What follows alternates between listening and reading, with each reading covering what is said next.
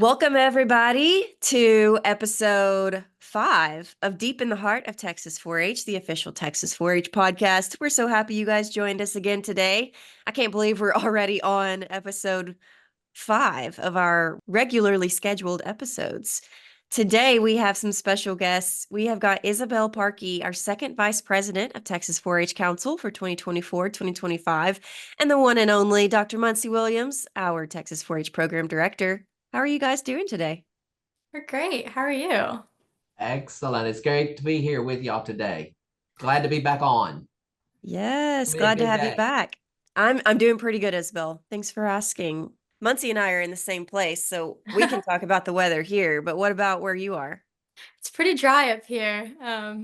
Not much else than that. So no Just fog this morning, huh? no fog this morning. Nothing fun or special about the We're weather talking about here. scary things today. The fog has been pretty scary the last 3 days here. It's better Really. today, but yesterday, as I was on the road, I'm like, stay off the road while the students are out. Yeah, it's kind of just like weird weather. I don't know, humid but cloudy and the fog. It's definitely giving those spooky vibes, that's for sure. Just in time. Just in time, yes. Well, Isabel, why don't you go ahead and just introduce us a little bit to yourself? Yeah, like Callie said, my name is Isabelle Parkey. I'm from Archer County. I'm 17 years old, and I'm currently serving as the second vice president on council. Aside from that, I also serve as the District 3 president. That allows me to serve on Texas 4-H State Council.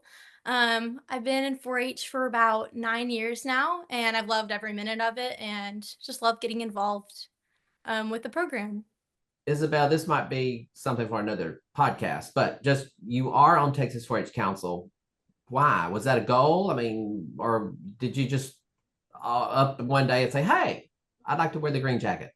Tell me about that. So when I was little, and I competed at our district roundup, it's actually kind of a funny story. My microphone cut out because my mom made me do share the fun, and I'm not a singer, so it's actually kind of embarrassing. So But that's my kind of microphone, scary, right? yeah, it was kind of scary.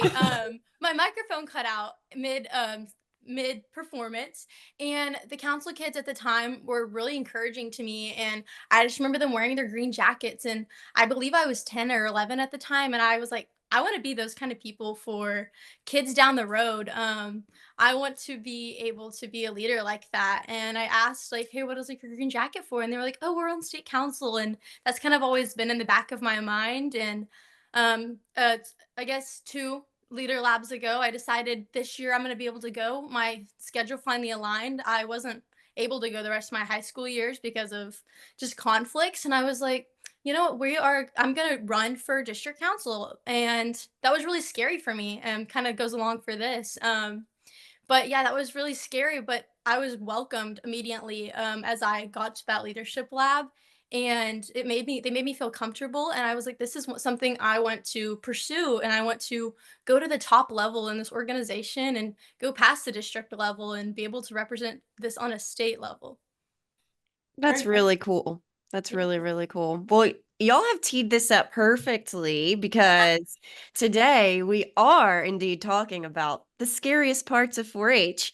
Because as wonderful as this program is, there can be some scary parts of it as you go Yeah. throughout your journey in 4-H. And with it being Halloween week, we thought that was pretty fitting. But when these things get scary, do we just walk away?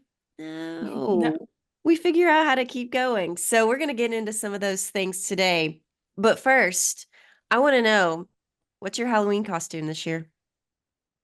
I actually don't have a Halloween costume this year. I'll be at a show during Halloween. I'm kind of sad. Oh, you're gonna be a showman. Oh, I'm That's gonna be a right. showman. Yes, I'm gonna be a showman. I'll be at the Louisiana State Fair helping work the show. So that's what I'll be for Halloween. Excellent. I really don't do Halloween, but we are having a fun at the office this year, so I can't give my Awesome. character away just yet. Big Callie played the surprise. game, so Yeah, we'll see who wins. We'll see who wins. I've got my it's gonna be costume fun. ready. It's gonna be fun. We're doing a take of Clue. All right, so let's jump into like we said, some of those scary parts of 4-H. So first I want to start with what you currently do in 4-H, Isabel, and then Muncie is a 4-H alumni. So I want to hear what you did when you were in 4-H. Okay. So my top two projects are leadership and beef. So I've been showing cattle since I was actually 7. I showed before I could show in 4-H through our breed associations. And I've started showing steers in recent years. And then on the leadership side of things, I obviously, like I said, I'm on state council, my district council, but I'm also a Texas Youth Livestock Ambassador. So I involve myself in all the avenues I can as far as leadership. And yeah, I show cattle across the state and across the country on a national level as well. Okay, so for me, as a 4-H'er, we were involved in a lot of different things, and I say we because my family was involved in the 4-H program. Um, our main projects were forestry and beef. We showed Hereford heifers, but forestry, we grew Christmas trees, and in East Texas, Virginia pines. We didn't have a huge plot of Christmas trees, but we did have enough that helped put us through college. Us, again, my brother and I, as we sold those trees on site, and then we also bagged them up and shipped them off too. So those were the two main projects, along with food nutrition. Awesome. I still think that is the coolest 4-H project I've ever heard of, growing Christmas trees. Yeah, I've never heard of that. That's awesome. It is it's not just always fun. It is a lot of work.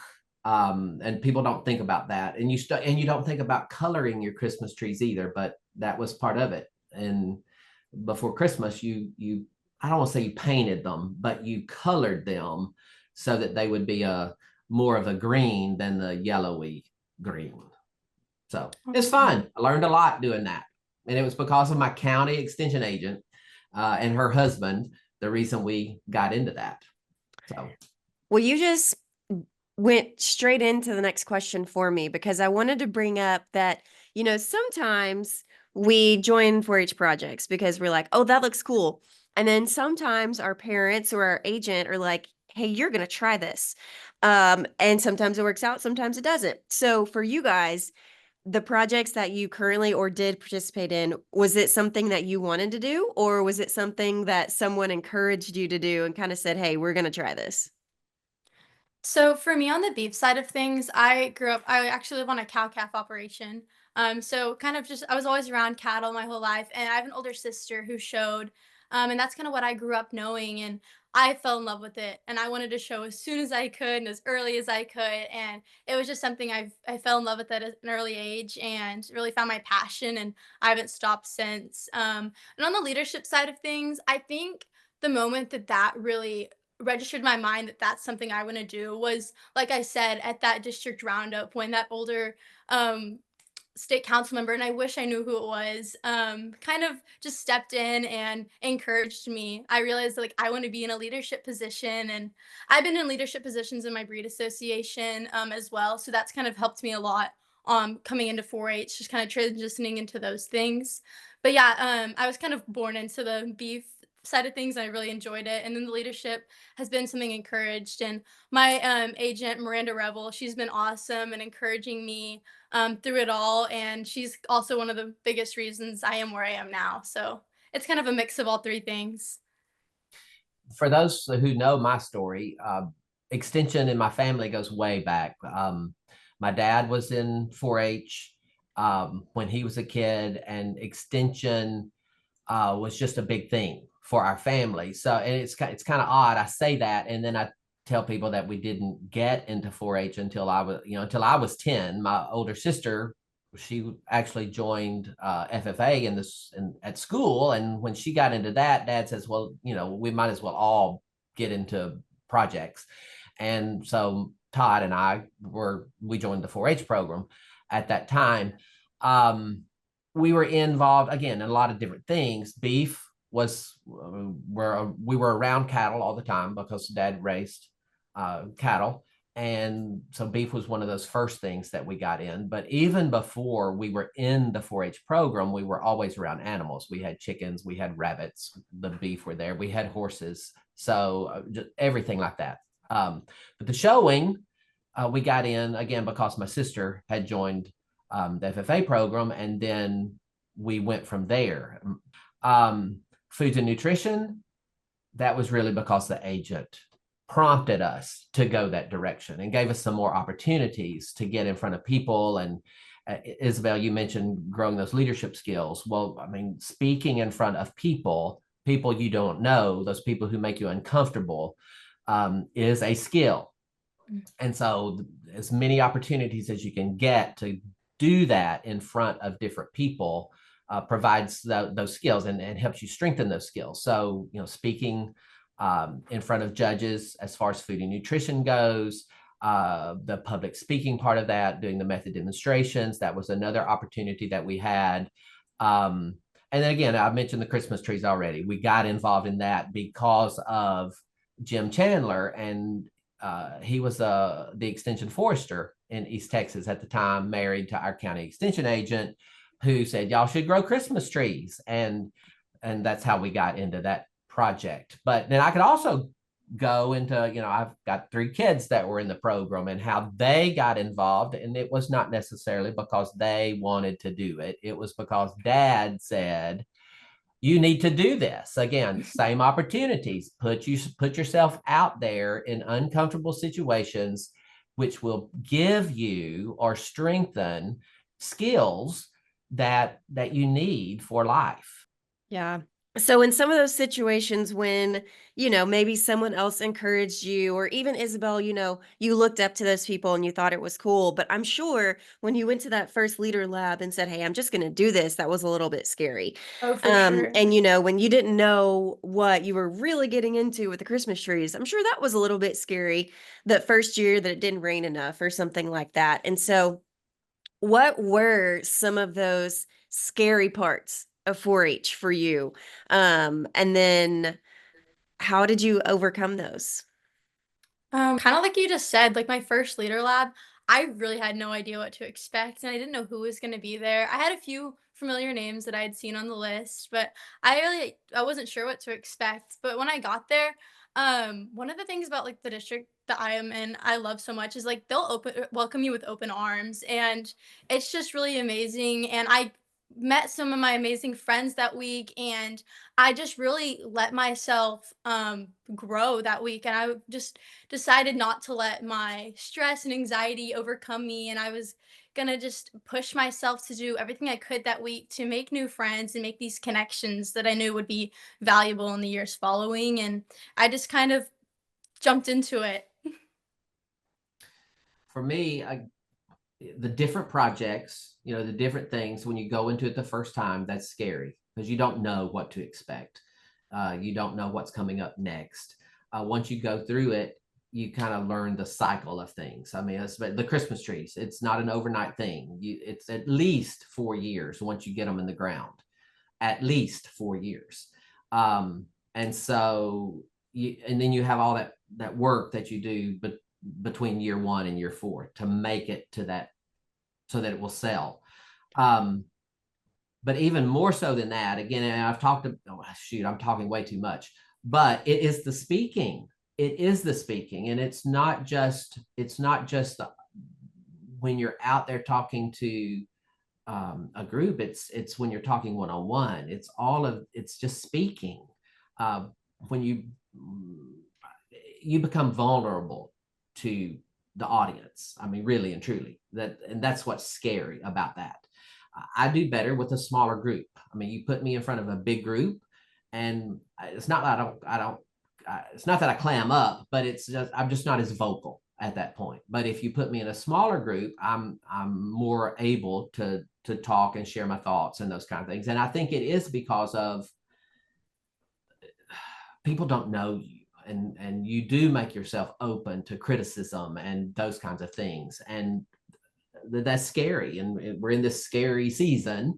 How do you overcome those types of things? And I think 4-H puts you in those positions so that you can learn Yeah, absolutely. I think there's opportunities around every individual that's involved in 4-H, no matter where you are in the state, there's something around you where you can develop those skills, where you can find your place. But Isabel, I want to ask you, yes, those opportunities are there, but maybe there's a 4-H member who's just really struggling in finding their fit, or, making friends in their new club, or just really finding their place in 4-H, or they're struggling in a project.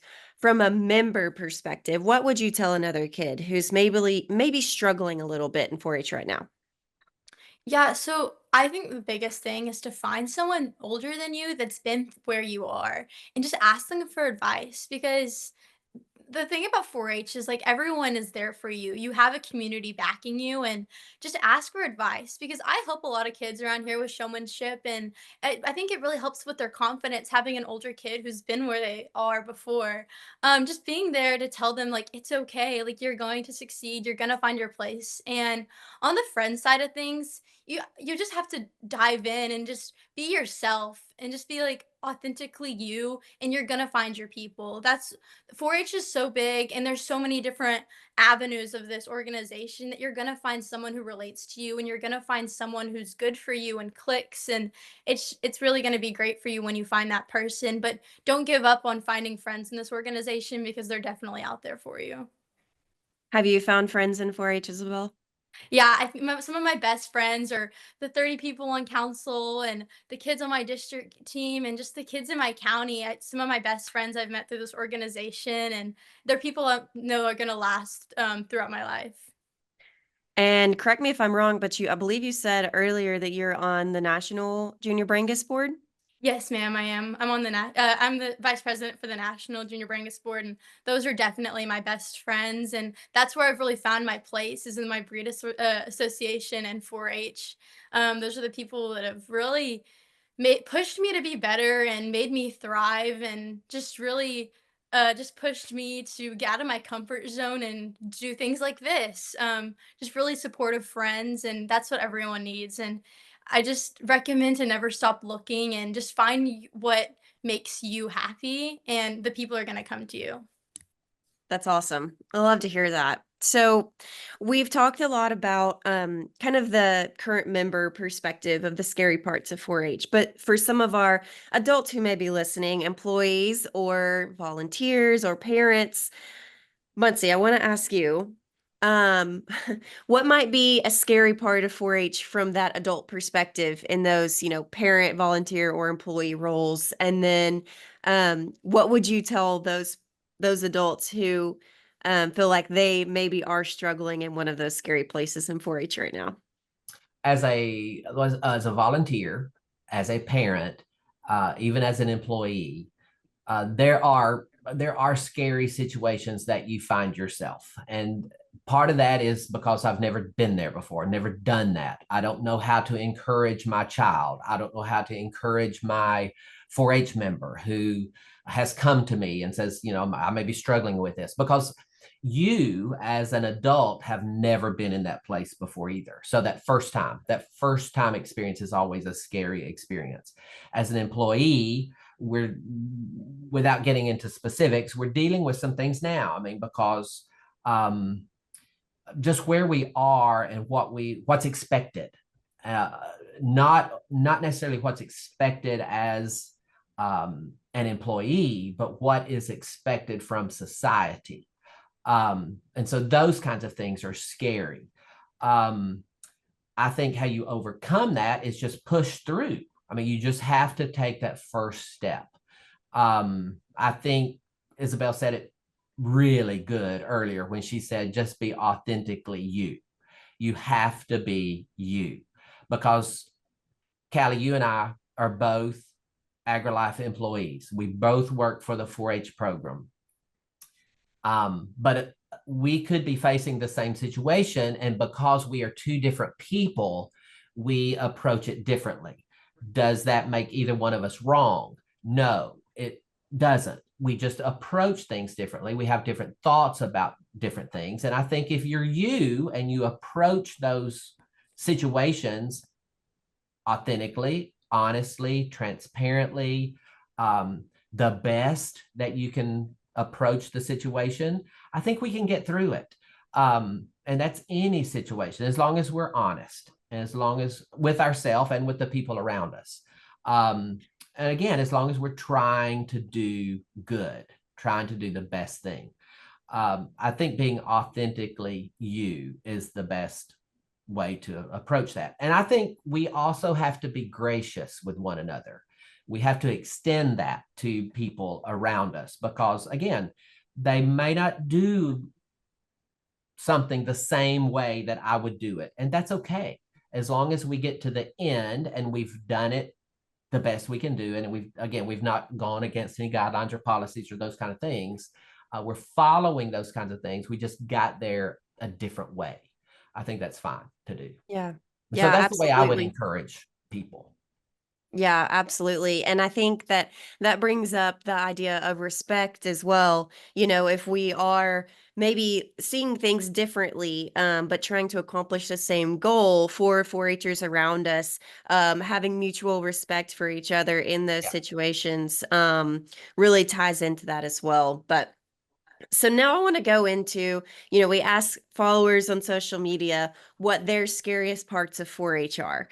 And so we have some responses here, and I'd like for us to just go through some of these and give them some very tactile things that they maybe can do to overcome and help them through these challenges. So our first one, oh goodness, it's something we hear often, but record books. Record books. Yes. Do it. Okay, so if someone is scared of record books, what can you tell them to overcome? Honestly, record books, me and my mom have always actually really enjoyed doing them because although it sounds like sometimes it's like hard to do and hard to get yourself to fill that stuff out, it really just kind of makes you reflect on your year and like all you've done. And one of the things my mom always tells me is when she was applying for scholarships for my older sister, she was always referring back to the record books, kind of seeing what she did, like the numbers and all that kind of stuff. And if you're scared to do it, just reach out to your agent or someone you know that has been successful in your project in the past and kind of get some tips and tricks. And people are always wanting to help. And I'm sure your agent is willing to help you with that kind of stuff because it's going to benefit you in the long run. And no matter if you are competitive with your record book, just having that information is extremely useful down the road. And it's something that I believe everyone should get involved with and complete throughout their 4-H year. I agree with Isabelle 100%. Just do it. There are ways to make the form easier to complete. For a senior level 4-Her, it's not as difficult. It is still scary to put yourself there on the paper, but it is not as difficult as it might be for a 9-year-old. Right. When we say you've got a 10-page story to write, that's 10 blank pages of nothing that's looking at you in the face. How do I make that easier to complete? Well, you fold the paper and make it a quarter size sheet of paper, or you cut the paper, make it a smaller piece so that it's not so much blank looking back at me. And then I fill up that quarter sheet of paper and then I flip it over, or I pull out another sheet of a quarter sheet up and fill that one up. So before you know it, you have more written down than you think you do. I do it together. When my kids were in the program and they're completing their record books, we would find ourselves in the car talking about what do you want to put in your record book, and let's take notes about those things. You don't have to do it by yourself. 4-H is a family activity. All of it is a family activity. Kids don't go to the show by themselves. They go as a family. Kids don't go to the kitchen usually by themselves, especially if you got young kids using knives. I hope they're not in the kitchen by themselves. I hope there's an adult around. So those kind of things. The same thing with record books. I mean, you don't have to do it by yourself. You can do it as a team, as a family who are working on those kind of things together. But I think that would be that's another way to make it fun too. Yeah, I completely agree absolutely. with you. And I would say too, though, if your immediate family maybe isn't your primary 4-H support team, your agent, like Isabel said, or some older 4-H members that you've seen be involved in the program, you can create that 4-H community if maybe your family isn't the primary support role in your project. So, okay, let's move on to one that is the number one fear in America, public speaking. How can our 4-H members overcome that? Honestly, like I've said, I sound like a broken record, but you just have to do it. You have to get over that fear. And once you I think a big thing for me is if it's a speech that I have written down, practice, and I can like be able to rehearse it, I say it in my mirror. I just practice it in any way I can. I tell it to my parents, I tell it to my brother. And something for me, I don't know if this is good or bad, but when I'm giving a speech, I kind of just go into autopilot because I practiced it so much that my brain just like does it. And I don't even know what I'm saying, but I'm just like, it's because I practiced it so much. And I think yeah, like one of the biggest things is just just have to do it. And once you do it once, you're going to get over that fear. And it's not as scary as it seems. And just don't be afraid of embarrassing yourself or being judged because I promise you, people are not thinking as much as of it as you are. You're really, I think people put a lot of pressure on themselves to be perfect when it comes to public speaking. And like Dr. Williams said, just being able to do it is an accomplishment in itself for some people. And I think just for some shy people, just do it and it's going to be okay. And it's going to make you a better person and a better leader in the end. We do put more pressure on ourselves Hmm. than the audience puts on us. I mean, if it's a competition, of course, there's a lot of pressure there. And the person that's your competitor, of course, they want to do better than you. And so, a little bit of piece of them is going, oh, I wish they would mess up just a touch, just a little bit. But in the end, I think it is because we want to be perfect, as Isabel said. We want perfection, and we're not. There is not perfection because we could have had what we thought was the best speech ever and written perfectly. And then as we're presenting it, it just doesn't come across as we intended it to because we're not perfect.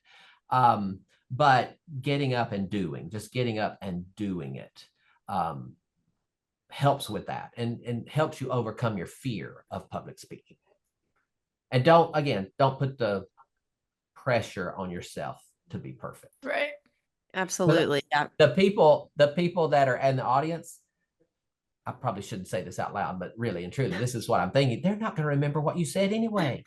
Yeah, that's exactly my thoughts. That's what I've been told I my mean, whole life. they may take a piece of what, maybe one sentence of what you said, and that's what they remember. They don't remember the whole speech. Yeah. Right.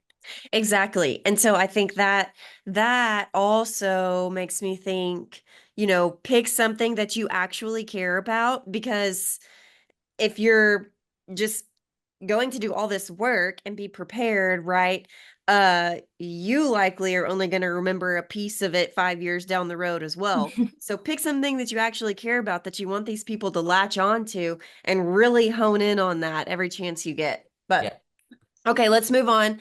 Lindley Tanksley from Henderson County 4-H said that one of her scariest parts of 4-H was stepping out of her comfort zone.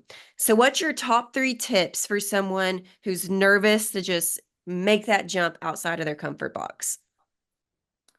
I think my first one would just be find your people who are your support system. Doesn't matter if that's your parents, your friends, your agent.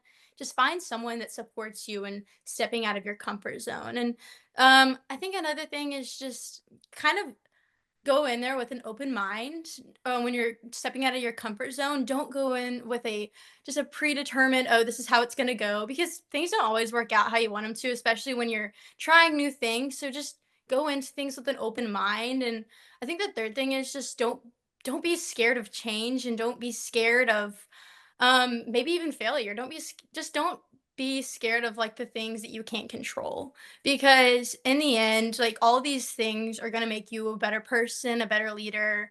a better member of society, and just don't be scared to take that step and make a mistake. It's going to make you grow more than you realize now. I'm not sure I have anything I can add to that. I think Isabel said it. I, I say that, and then of course, I'm gonna keep talking. Um, the the failure part of that's what I want to latch on to, because I think 4-H provides that safety net for people to fail, and it's okay. It's okay to fail in the 4-H program, because failure is helping us learn.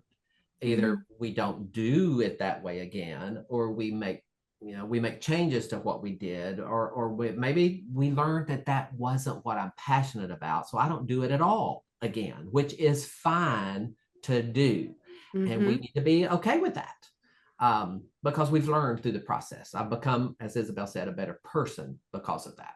Yeah, absolutely. We talked about that in one of our previous episodes about picking your project, finding your place in 4-H, and maybe you try something exactly like you said, doesn't land, so you do something else next year. Yeah. Um, Yeah, but to add on to that, I go think ahead. it's better. Oh, yeah, sorry. Yeah, I think it's just better to try and fail than to not try at all, because you never know where it's going to take you. If it does work out, and if it doesn't, at least you know. I just think that's Absolutely, another thing to add on. definitely. Yeah, I think y'all nailed it.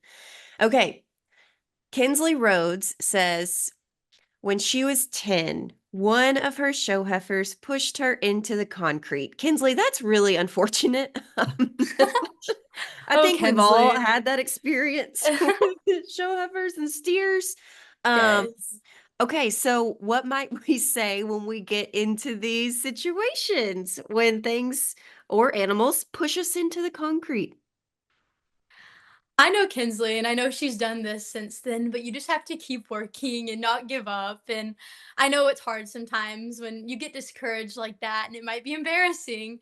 But you just have to keep pushing and keep working hard towards your goals, and just keep going no matter what comes in your way, no matter if it's concrete. That's okay. It's all gonna work out, and just don't give up on your goals and your dreams. And I know Kinsley hasn't given up since then, and she's actually, I show Brangus with her, that's how I know.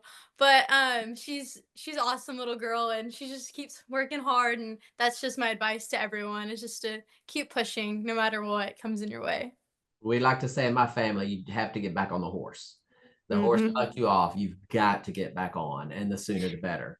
Mm-hmm. This animal that pushed her into the concrete, the first animal that we brought home as a family was a Brahma heifer for my sister to show. That Brahma heifer drug her everywhere and was not breakable. I mean, really and truly, we did everything we could do to break that animal. And we finally decided that somebody was ugly to that heifer before we ever brought her to our house. And we never did show her. Nobody showed that heifer. We kept her, but no one ever took her to the show ring.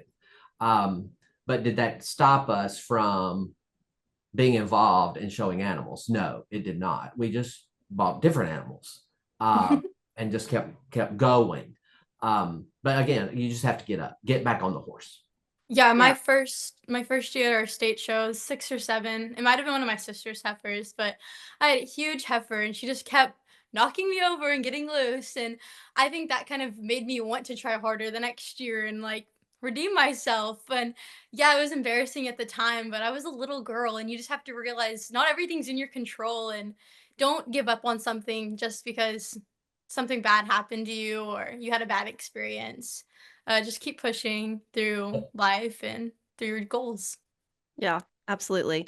And Muncie, you are totally right. Some heifers are just unbreakable. I also had one of those 100%. that we just said, okay, you are just a lost cause. Moving on to the next Move one. on. Yeah. And moving on to For the next, sure. Next. moving on to the next comment that we got. So, one 4-H member said that she is learning how to manage her chronic illness while also participating in 4-H, which I just want to say I commend you to this 4-H member for, pushing through that and wanting to, be involved and make the most of your experience. So, um, what would you guys say for this individual, but maybe also others who are experiencing something, that could really be life-changing like that, but also trying to give their all into 4-H? Yeah, I commend you too. That's a really amazing thing to be able to push through and do your project while fighting that. But I think a big thing is just leaning on your 4-H community. Kind of like we've talked about throughout this episode. There's people that are there for you and people that want you to succeed no matter what. There's gonna be hard times and I know you know that more than anyone, the girl that wrote or whoever wrote this in. But you just have to lean on people and not be afraid to ask for help sometimes because I know it's so hard to kind of swallow your pride and just say that you need help, but people in this organization are more than happy to give you a hand and just lead you along the way because I want you to succeed. I know Callie and Dr. Williams want you to succeed, and everyone wants you to succeed that you're going to be around. And just find your community and lean on them, and just don't be afraid to ask for help sometimes because times get hard, and being in this project takes a lot of work. But just keep going and don't be afraid to ask for help. Again, Isabelle, you've answered every question first, and I appreciate that because I wanted to hear your perspective, and you've been spot on. I mean, we Yeah, do for sure. encourage our people to find community. We were not created to stand alone. We were created to be in community, and finding those people who can encourage you and who you can encourage. The efforts that you as a 4-H'er are making to push through, knowing that you have a chronic situation that you're dealing with, encourages the people around you. You may not even see that. You may not even know that, but they're watching. People are always watching. And you're pushing through, that encourages the next person. They push through, that encourages somebody else. So let's be encouraging to one another. Let's, as Isabelle said, if we need help, let's ask for help because, again, we're not created to do things alone. And find our people to help us through situations. 100%. Yeah, absolutely. Y'all definitely gave some great tips and tactics for people to really put into action this 4-H year. Yes, it can be scary at times, but you know what? We can make it through. Like you said, community push through. All of the ideas that y'all gave are going to help our 4-H members, leaders, all of it. So I really appreciate y'all's insight today. Before we get on to our 4-H tip of the day coming from Isabelle, one date to remember, Spark registration closes today, October 28th. So if you have a 3rd through 8th grade 4-H member, get them signed up for Spark. We're going to have a lot of fun, aren't we, Isabelle? Yes, so much fun. We were Don't Really talking miss about the our excited. costumes. opportunity. Yes, we have a lot of fun workshops planned. We would love to have you kiddos. Awesome. Okay, Isabelle, what's our top 4-H tip today? I think I already said it, but I just want to hit it again. Just be authentically you because there are so many people in this world, but there's not another person like you.